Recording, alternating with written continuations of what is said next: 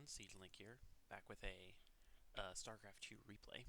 Haven't done these in a while, and because I mostly haven't been playing too much and also haven't had too many very entertaining games, but this one was very entertaining. As you can see, it lasted a total of 21 minutes and 25 seconds.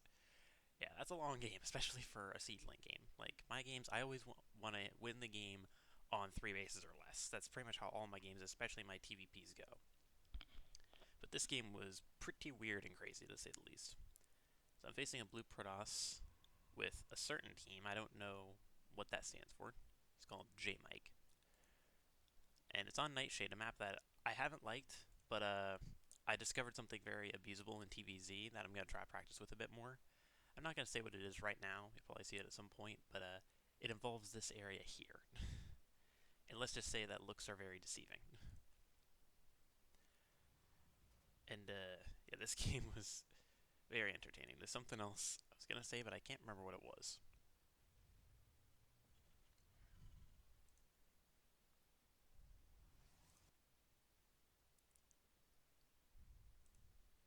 There are scouts, scouting workers, kind of just pass each other. A little bit mid-map closer to him. And good timing on the eBay block. Yeah, he definitely wanted to go for Gateway than Nexus, given that mineral account.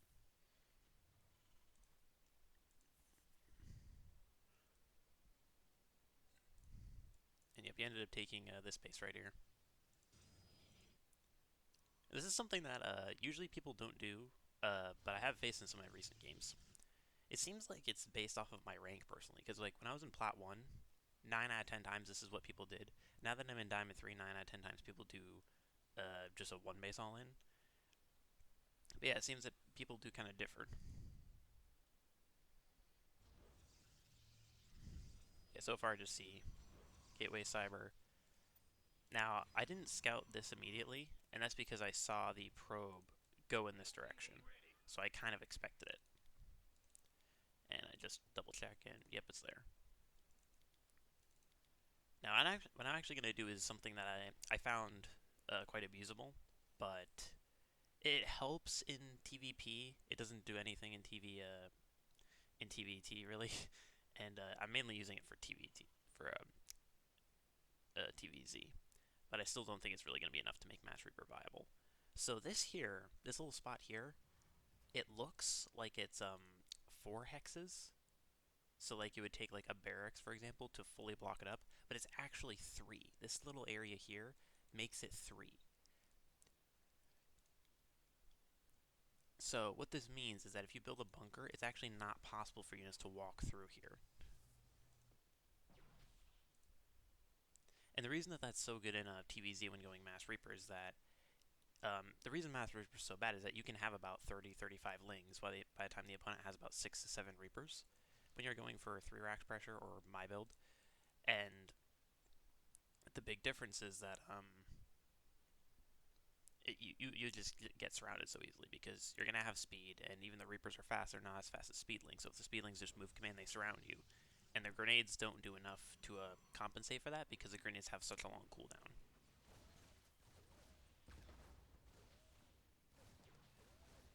So I decided to just engage on the Stalker because 3 Reapers beat 1 Stalker if microed properly. And I also scout 3 Gateways and keep all my Reapers alive.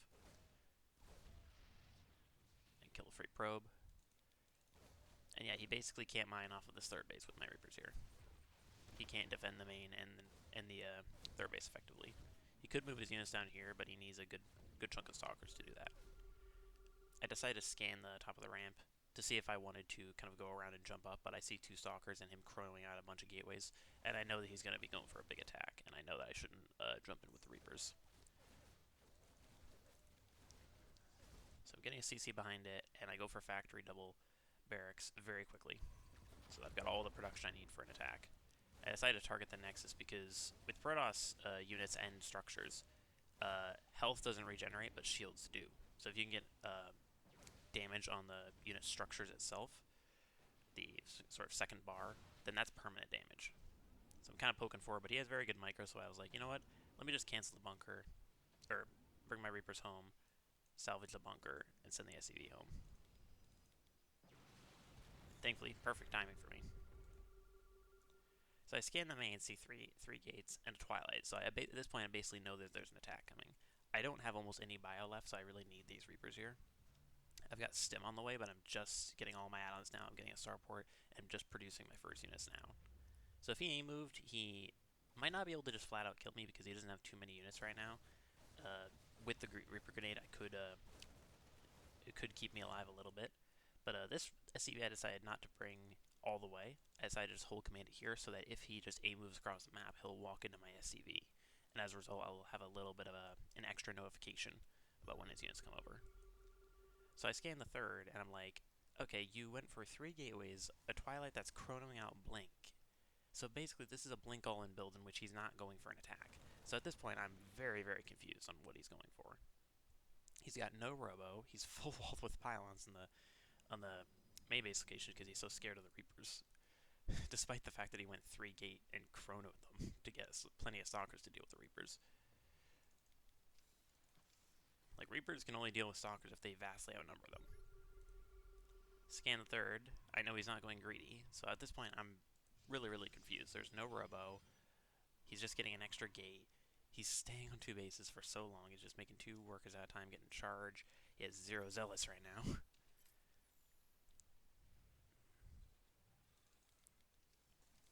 And at this point, I didn't actually really want to attack, but I decided to go for an attack. And the reason for that is that I just hate staying back, pretty much.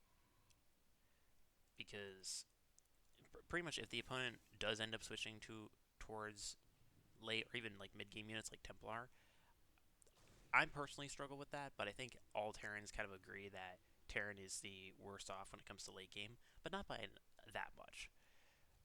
Especially me, the big reason I struggle against it extra is because I'm not good with Ghost Micro.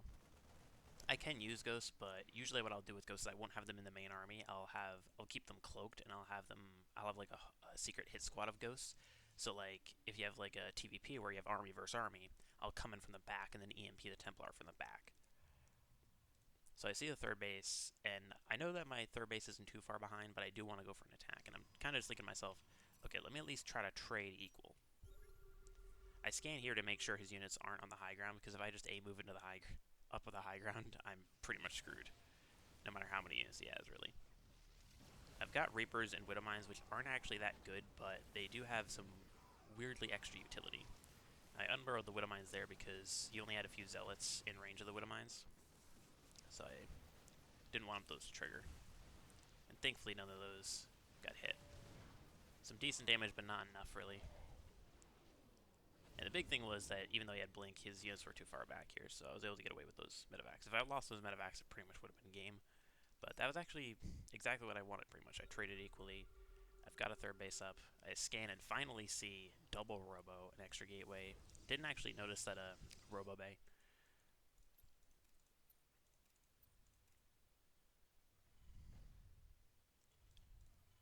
Yeah, just trying to get extra production. I want to keep going with Widow Mines, so I decided to just go for double factory to get drilling claws up, because Widow Mines are basically useless mid to late game, especially late game, if they don't have drilling claws. An extra barracks to get 6 barracks production, and a second starport for either Liberators or Vikings if he goes into Colossus.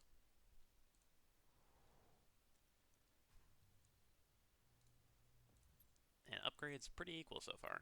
I've got 1-1, and turns out, didn't actually realize, but my upgrades were actually quite a bit ahead early on. We got 2 medevacs now, and I decided to go for a double drop. 2 medevacs one direction, 2 medevacs the other. Now I did notice this. He spotted that, so my plan kind of changed a bit. I decided, you know what, let me keep going over there. He's probably going to put some Stalkers here, which he did.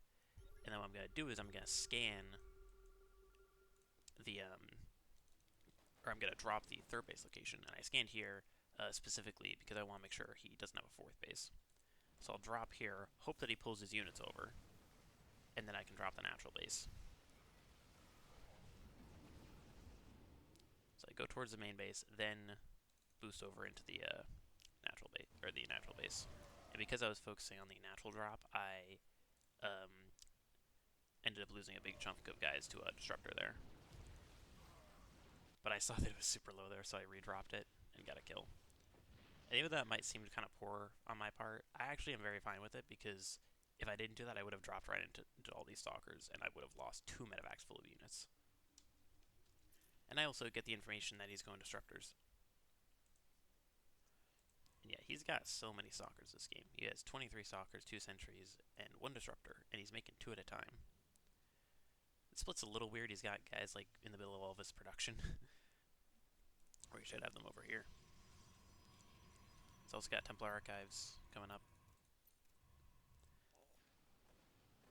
And you're not going to see it quite yet, but he did not use his Templar Archives right. he was very bad with his Templar Archives this game. Sends over another Hallucinated Phoenix. And this is what I'm talking about. You can't actually do a proper wall off here, like straight up, because there's actually 3, not 4. I don't actually think I even noticed that Hallucinated Phoenix because it died so quickly. Start to build a 4th base. And it got to a certain point where I started just mass scanning my opponent and basically never using mules because I was just so confused. Like, what game do you see this many Stalkers? So yeah, here I scan and I'm like, you've got to have a 3rd, surely. Or you've got to have a 4th, surely. Because, like, I'm building a 4th quicker than you are. Now, he's got quite a bit more army supply than me, but he's in just Stalkers. And also I've got... Oh, it's actually equal on upgrades, but I'm about to have +2 attack. This actually caught me off guard. But he ended up retreating when he really didn't need to there.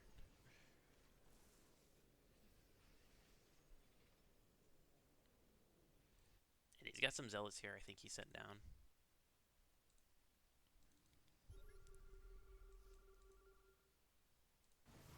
Oh, missed that engagement. I was trying to look for where that scan was, kind of remember that scan.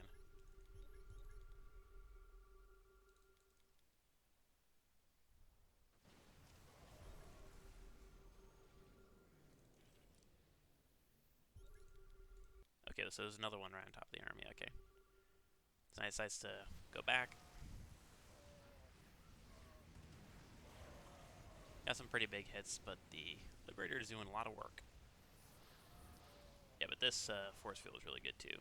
And even though I had enough to easily deal with them, those force fields were too worrisome, so I picked up and dropped back down. Now these zealots I actually kind of knew were here, and I thought that was actually just his main army that was there. So I moved my whole army down. And this is actually a very big moment. So I actually was transferring workers from my other bases to my 4th base, and I burrowed all my mines, and they all blew up. And the Widow Mines plus the Zealots killed my workers. And on top of that, I had almost no bio left, because that was a very good engagement on his part.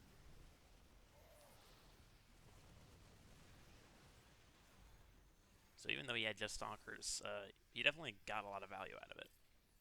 So I'm very much ahead on army here, but because he caught me right when I was transferring those workers, he's ahead economically.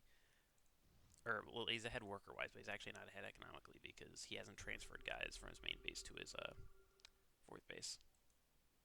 And at least one guy isn't mining.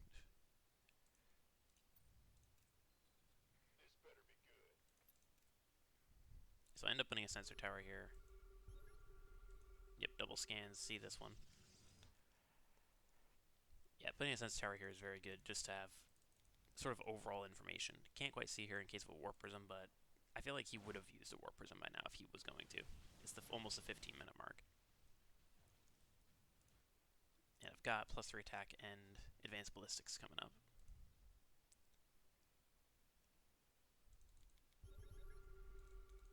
And despite being on 4 bases, I didn't believe he was, so I do a mass scan of just all the proxy locations. I'm like, surely you've got to have another base.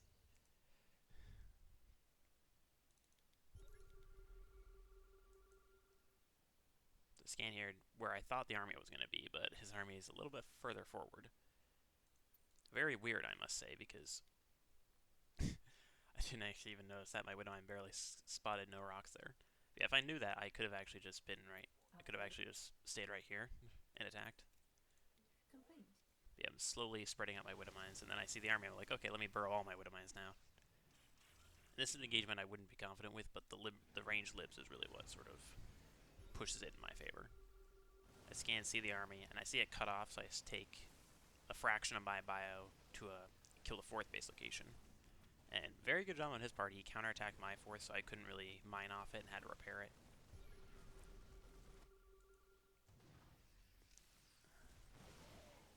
Kind of just poking forward, hoping that he goes into me, which he was doing little by little. But because I was focusing across the map here, I wasn't remining over here.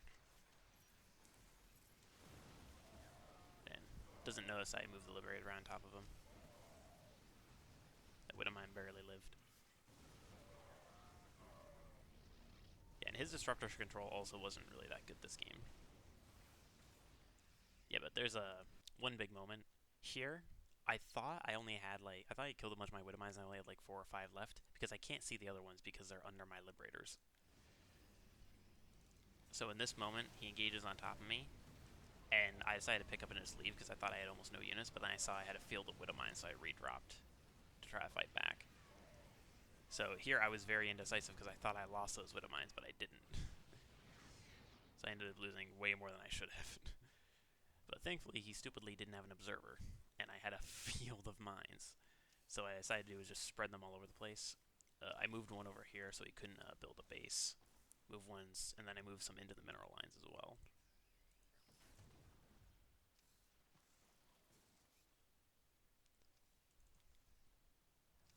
Widowmine also scouts that.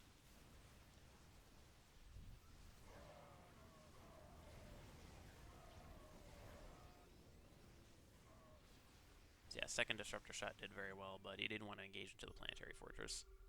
He can very easily because he's got Colossus. He just needs to attack with the Colossus and not the entire army.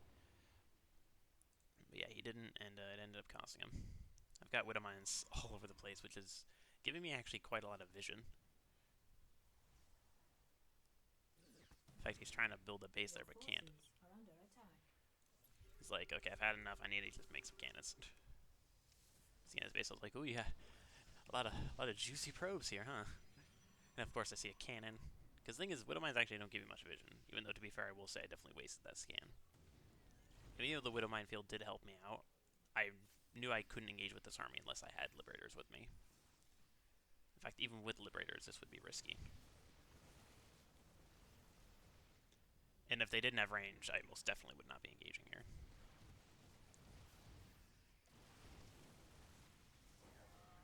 So I just run back because I've got like no bio. And he did actually decide to engage into me. Indecisive though. That ended up putting me ahead. Yeah, and I decided to switch into siege tanks because Widowmines, they were actually doing pretty well for me. I didn't really need to, but the big thing is that they didn't synergize as good with the Liberators as siege tanks do, because siege tanks plus ranged Liberators, you can just outrange the opponent so well in an area like this. On Nightshade, they have to go through a choke point to get to you. It's so good. And the only reason you see Hellbats is just so I can make use of the factory with a reactor on it.